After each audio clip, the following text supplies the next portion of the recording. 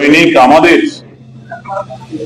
চট্টগ্রাম পত্রিকার প্রতিষ্ঠা বার্ষিকী উপলক্ষে আমরা এখানে সমবেত হয়েছি। আমাদের আয়োজন ছিল আমাদের অফিসে।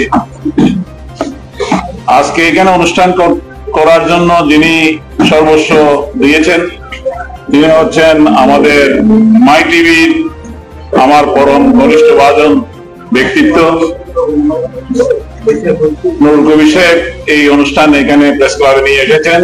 উনি হল বুকিং করেছেন, নাস্তার অর্ডার দিয়েছেন, কেকের অর্ডার দিয়েছেন ইঞ্জিনিয়ার জাভেদ আফসার চৌধুরী এবং সকল মেহমানদেরকে কারা দাওয়াত দিয়েছেন আমি জানি না।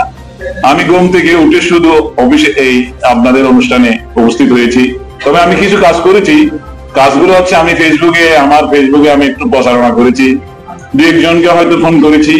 আমি কোন স্টার মানুষকে, কোন দলীয় দাস গোলামদেরকে, যারা দলীয় দাস হিসাবে সাংবাদিকতা করে, দলের গোলামি করে, আওয়ামী গোলামি করতো, তারপরে মাফিয়াদের গোলামি করে, এই ধরনের কোন সাংবাদিকদের সাথে আমি সম্পর্ক রাখি না। আওয়ামী জালেমদের পতন হয়েছে, জালেম সাংবাদিকরা পলাতক, জালেম সাংবাদিকরা পালিয়ে গেছে। সেখানে আমার হাতে করাও কিছু সাংবাদিক ছিল।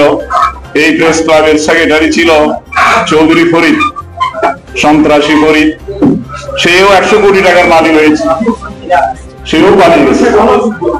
এখান থেকে সাধারণ মানুষ এসে তাদেরকে বিতাড়িত করেছে। কিন্তু এই আওয়ামী অপশক্তির দালাল, আওয়ামী জালেমদের দালাল, আওয়ামী মাফিয়াদের দালাল যারা সাংবাদিক ছিল, তাদের বিরুদ্ধে আমার লড়াই কিন্তু সাংবাদিকতা শুরু থেকেই ছিল। এটা অনেকে বলেছেন এবং সেটা আমার অতীত লেখনীতে বলার মধ্যে এগুলো ছিল। প্রতিষ্ঠিত কায়েমী শক্তি যারা দাসত্ব করে, আমি কিন্তু তাদের মতো নয়। এই জন্য আমাকে অনেক লাঞ্ছিত হতে হয়েছে, আমাকে অনেক অপমানিত হতে হয়েছে, আমাকে অনেক নির্যাতিত হতে হয়েছে, আমাকে অনেক বঞ্চিত হতে হয়েছে। আমি পারিবারিকভাবে অনেক বনেদি পরিবারের সন্তান হয়েও আমাকে ফকিরি জীবন যাপন করতে হয়েছে অনেক বছর। আমি অর্থের কাছে নতি স্বীকার করি নাই।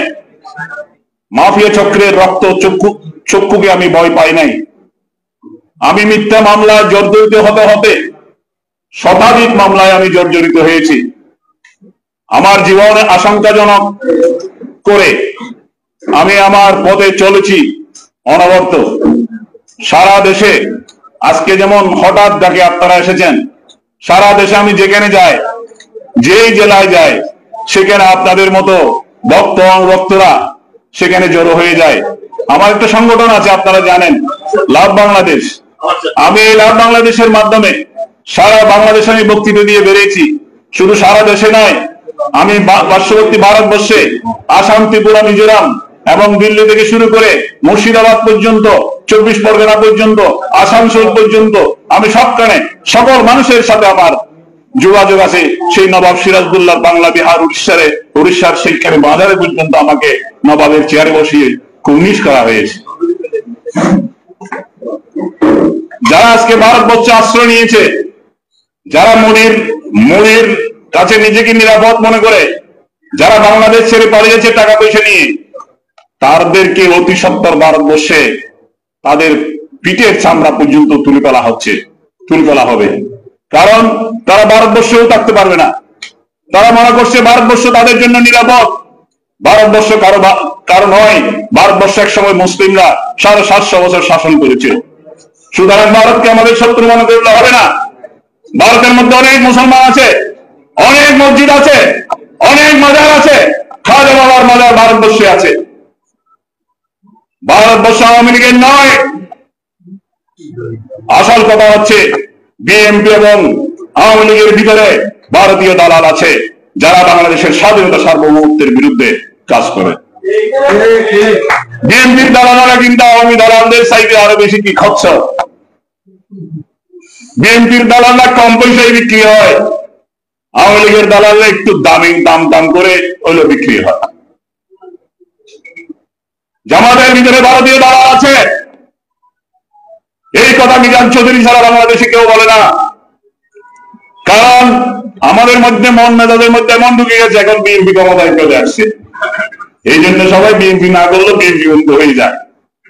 আর কয়েকদিন পরে যখন বিএনপিকে পিটানো হবে, বিএনপি যখন পালানো শুরু করবে, তখন এখন যখন আওয়ামী লীগের কোট যারা খুলে ফেলছে, তখন কি অবস্থা হবে আপনাদের?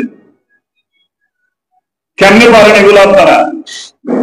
কেমনে পারেন সকালবেলার আওয়ামী লীগ, বিকাল বেলার কি বিএনপি? সকালবেলা আওয়ামী লীগের সাংবাদিকতা করলেন, বিকেলে শেখ হাসিনা যখন পালিয়ে গেল, আপনারা হয়ে গেলেন বিএনপি সাংবাদিক। গ্রামে গঞ্জে সবখানে দাঙ্গাবাজরাও এখন দাঙ্গাবাজিতে লিপ্ত, চাঁদাবাজিতে লিপ্ত।